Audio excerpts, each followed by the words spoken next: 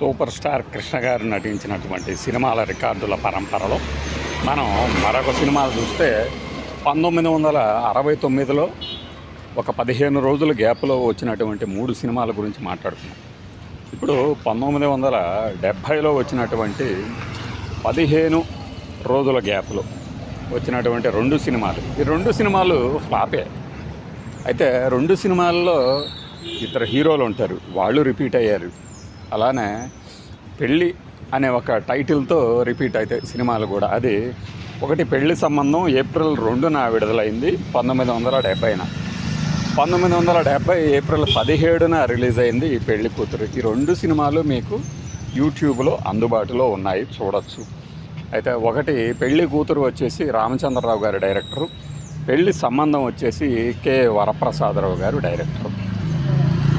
2 సినిమాల్లో కథ ఏంటంటే పెళ్లి చుట్టూనే తిరుగుతుంది.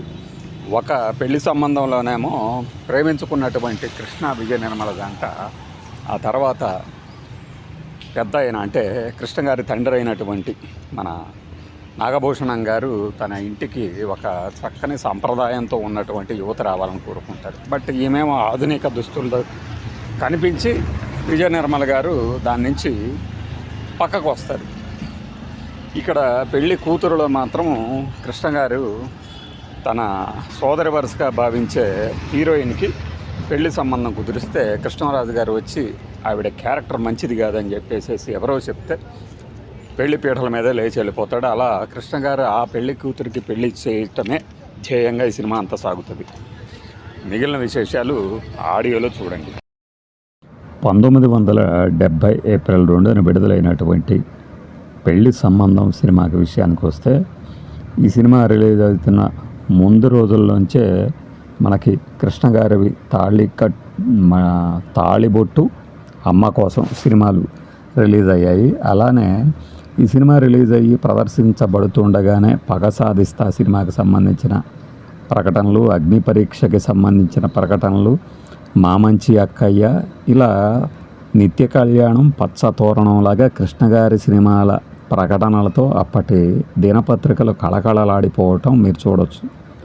ఇక విజయవాడలో నాటి సినిమాలు అని చూసినప్పుడు ఎన్టీఆర్ గారి ఒక 4 సినిమాలు ఉంటే ఏఎన్ఆర్ గారి ఒక 4-3, మిగిలినవి అన్నీ కృష్ణ గారి సినిమాలే. అంటే వీళ్ళ పోస్టర్లు తప్పితే ఇక వేరే వాళ్ళ పోస్టర్లే కనపడినటువంటి సందర్భం. బహుశా విజయవాడలోని వాళ్ళందరికీ 70ఏళ్ళ నాటి వాళ్ళు ఇప్పటికీ సినిమాల గురించి ఆసక్తి కనుక ఉంటే ఈ వీడియో చూస్తే అది నిజమని అంగీకరిస్తారు. 1-2 ఇంగ్లీష్ సినిమాలు మాత్రం రిలీజ్ అవ్వటం ఈ విజయవాడలో నేటి సినిమాల కింద అప్పటి ఆంధ్రజ్యోతి దినపత్రికలో మీరు గమనించవచ్చు. అలానే ఎన్టీఆర్ గారి తల్లా పెళ్ళామా, ఏఎన్ఆర్ గారి మరో ప్రపంచం, ఇలాంటి సినిమాల తాలూకు యాడ్స్ కూడా మీరు పేపర్ కట్టింగ్స్లో గమనించండి. ఇది రిలీజ్ అయినటువంటి 15వ రోజున ఏప్రిల్ 17న పెళ్లి కూతురు రిలీజ్ అయింది. పెళ్లి కూతురికి రామచంద్రరావు గారి డైరెక్షన్ అయితే, పెళ్లి సంబంధానికి వచ్చి వరప్రసాదరావు గారు డైరెక్టర్. ఈ వరప్రసాదరావు గారే ఆ తర్వాత పద్మాలయ బ్యానర్ మీద తీసినటువంటి మొట్టమొదటి సినిమా అగ్ని పరీక్షకు కూడా డైరెక్టర్. పెళ్లి సంబంధం సినిమా విషయానికి వస్తే, ఈ సినిమాని మీరు మళ్ళీ కనుక చూసినట్లయితే అప్పట్లో పెద్దవాళ్ళ మధ్య సంభాషణ, సరస సంభాషణలు ఎలా ఉండేవి, సాహిత్యం ఎలా ఉండేది అనేది అర్థమవుతుంది మనకి. ముఖ్యంగా పెళ్లి సంబంధం గురించి అల్లు రామలింగయ్య గారు, గుమ్మడి గారు, హేమలత గారు భార్యాభర్తలు అయితే, అంటే నాగభూషణం గారు ప్రేమించి పెళ్ళాడిన చెల్లెలు మన హేమలత గారు, బావగారు గుమ్మడి గారు, వీరి కుమారుడు కృష్ణ గారు, వీరి కుమార్తె విజయ నిర్మల అయితే, కుమారుడు నాగభూషణం గారికి కృష్ణ. ఈ కృష్ణ మళ్ళీ వెళ్ళి ఆ యొక్క విజయ నిర్మల గారినే ప్రేమిస్తారు. ఈ తమ బావగారైనటువంటి నాగభూషణం కొడుకే ఈ కథానాయకుడు రఘు అని తెలుసుకున్న తర్వాత ఆ పెళ్ళి కుదరదు అని మన గుమ్మడి గారు వారిస్తారు. కానీ మేము పట్టుబట్టి ఒప్పిస్తామని చెప్పేసి ఒక నాటకం ఆడతారు. ఈ మధ్యలో పెళ్లి సంబంధం అంటే తన కూతురు ఎవరు, అల్లూరు రామలింగయ్య గారి కూతురు వాణిశ్రీ, ఈ వాణిశ్రీ గారిని కృష్ణ గారికి ఇచ్చి పెళ్లి చేయాలనేది అల్లూరు రామలింగయ్య గారి కోరిక. దానికి అనుగుణంగా ఆయన వచ్చి గుమ్మడి గారితో మాట్లాడుతున్నప్పుడు ఆ సంభాషణలు కనుక మీరు ఒకసారి చూస్తే యూట్యూబ్లో ఉంటుంది సినిమా.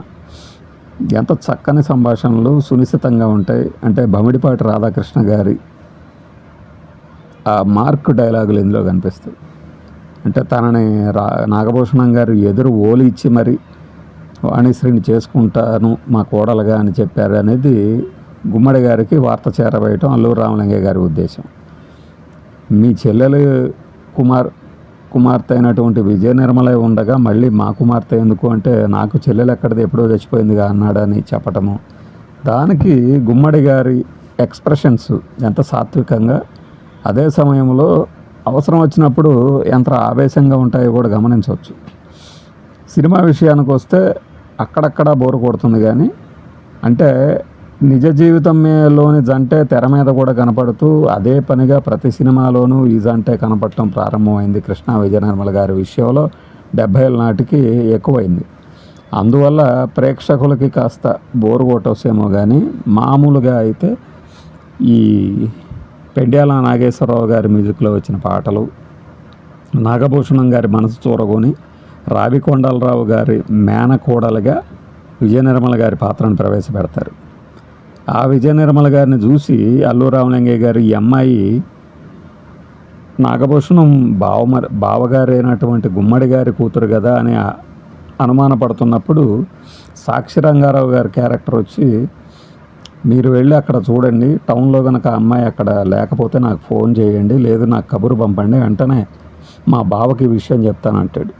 కానీ ఆ క్యారెక్టర్ అలా వెళ్ళిపోయిన తర్వాత మళ్ళీ ఇక్కడ అదే రాత్రికి విజయ నిర్మల గారిని తిరిగి మళ్ళీ ఇదే పల్లెటూరులోకి ప్రవేశపెట్టి వస్తున్న సమయంలో గుమ్మడి గారిని చూసి నాగభూషణం గారు ఆగ్రహోదగ్రులు అయిపోయి చంప మీద పెళ్ళుమని ఒకటి బీకుతారు. అక్కడ కూడా గుమ్మడి గారి క్యారెక్టర్ ఎక్కడా కూడా తుణకదు.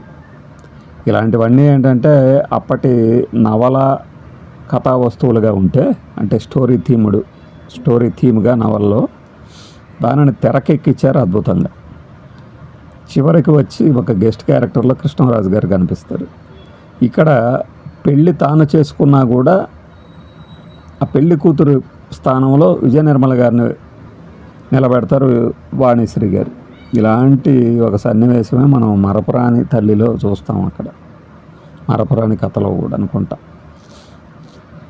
ఆ తర్వాత మళ్ళీ మనకి ఈ చీకటి వెలుగులు సినిమాలో కూడా ఇలాంటి దృశ్యాలు ఉంటాయి. అలా పెళ్లి సంబంధం తాలూకు జస్టిఫికేషన్ చివరిలో తన కొడుకు, కోడలు, మనవడు వీళ్ళని ఆశీర్వదిస్తూ పనిలో పనిగా అప్పుడెటు మీ పెళ్ళికి నేను ఆశీర్వాదాలు ఇవ్వలేదు కాబట్టని గుమ్మడి గారు హేమలత గారి మీద కూడా అక్షింతలు వేస్తారు మన నాగభూషణం గారు. అలా పెళ్లి సంబంధం ముగుస్తుంది. అప్పటి తాలూకు రివ్యూలు కనుక చదివితే మీకు ఒక చక్కని రివ్యూనే ఇచ్చారు దీనికి. బట్ రన్ పరంగా 3 వారాలకు మించి ఆడినట్లేదు.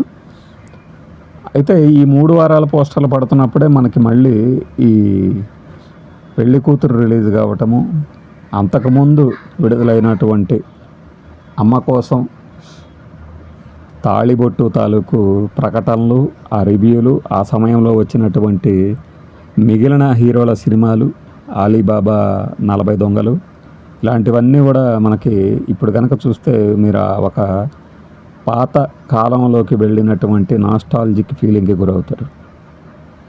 ఇక పెళ్లి కూతురు వచ్చి 70 ఏప్రిల్ 17న రిలీజ్ అయితే ఏప్రిల్ 17, 2026కి దిగ్విజయంగా 56 ఏళ్ళు అయిపోయింది.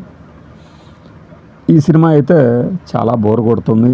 ఎందుకంటే కృష్ణ గారి పాత్రకి హీరోయిన్ని పెట్టలేదు. ఇది ఒక పెద్ద విషాదాంత సినిమాగా రివ్యూలు చూసి అనుకుంటారు. ఎందుకంటే ఈ సినిమా తాలూకు ప్రింట్ లేకపోవడంతో ఎవరు పెట్టలేదు. యూట్యూబ్లో ఉంది ఇప్పుడు. కాబట్టి ఆ సినిమా చూసినప్పుడు పాత రివ్యూలు చూసి ఇది చాలా బోర్డం కొడుతుంది, మహా విషాదం అనుకునే వాళ్ళకి ఆ స్థాయిలో అయితే కనిపించదు.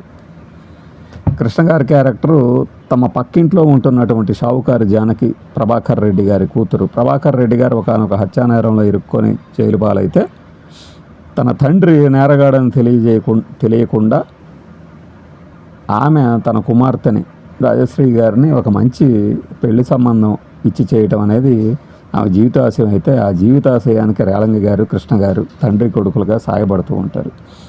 ఈ క్రమంలో కృష్ణ గారు తన జీవితాన్ని కూడా మొత్తం త్యాగం చేసేసి అవసరమైతే ఒక తనకి ఇష్టం లేని పెళ్ళి కూడా చేసుకోవడానికి ఇష్టపడతాడు. అవతల కొండ మార్పిడికి అక్కడ గెస్ట్ క్యారెక్టర్లో మనకి విజయ నిర్మల గారు కనిపిస్తారు. విజయ నిర్మల గారిని పెళ్ళాడి దానికి బదులుగా విజయ నిర్మల గారి అన్నయ్యని, అంటే చంద్రమోహన్ గారు అనుకుంటా, ఈ పెళ్ళికి ఒప్పిస్తారు. బట్ అతను చేసుకోవడానికి ఒప్పుకున్నా కూడా తన జీతం ఎగ్గొట్టినందుకు తన యజమాని మీద కోపం వచ్చి ఆ యజమాని మీద ఏదో దొంగతనం చేయటమో మరేదో కారణం చేత అతన్ని తాళిగట్టే సమయంలో అరెస్ట్ చేసి తీసుకెళ్తారు. అట్లా ఈ రాజశ్రీకి పెళ్ళే కాదా అనుకున్న తరుణంలో మొదట్లో ఎవరైతే తాళిగట్టడానికి వచ్చి కృష్ణగారి స్నేహితుడైన కృష్ణరాజు గారు తన తండ్రి గారి ఆజ్ఞతో అక్కడ నుంచి లేచి వెళ్ళిపోతారో అదే కృష్ణరాజు గారు చివరికి గత అవుతారు. ఈలోపు ప్రభాకర్ రెడ్డి గారు జైలు నుంచి రావడము, ఆ జైలు నుంచి వచ్చిన తర్వాత షావుకారు జానకి గారిని రహస్యంగా కలుసుకుంటుంటే తన తల్లి నిజంగానే కులటేమో అనుకొని భ్రమపడి అపోహ చెంది ఈ రాజశ్రీ క్యారెక్టర్ నానా విధాల మాటలు తోనలాడుతూ ఉంటారు షావుకారు జానకి గారిని. అంటే ఇంత హెవీ డ్రామా, మెలో డ్రామా, ఒక హీరోకి లక్ష్యం అంటూ లేకుండా కేవలము ఒక మంచితనం కోసం తమ పొరిగింట్లో ఆశ్రయం పొందినటువంటి ఒక మహిళకి అండగా నిలబడటమే హీరో లక్ష్యం ఇందులో.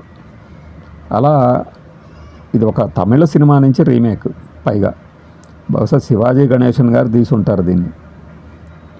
అలా ఈ సినిమా ఏంటంటే వి రామచంద్రరావు గారు డైరెక్టర్. పైగా దీనికి వి రామచంద్రరావు గారు కృష్ణ గారితో మనం పెళ్లి సంబంధం సినిమా గురించి ఇప్పుడు మాట్లాడినప్పుడే చెప్పాం. మనకి మరపురాని కథలో, మరపురాని తల్లిలో మన వాణిశ్రీ గారు కృష్ణ గారి సినిమాలో ఆయన డైరెక్టరు. ఆయన కృష్ణ గారితో ఇంకా అంటే ఇంకొన్నాళ్ళు కనుక బతుకుంటే కృష్ణ గారి ఇమేజ్ని ఆకాశం ఏ రేంజ్కి అయితే వెళ్ళిందో ఇంకా రెండింతలు పెరిగేలాగా ఆయన క్యారెక్టర్లు తీర్చిదిద్దేవాళ్ళు అని కొంతమంది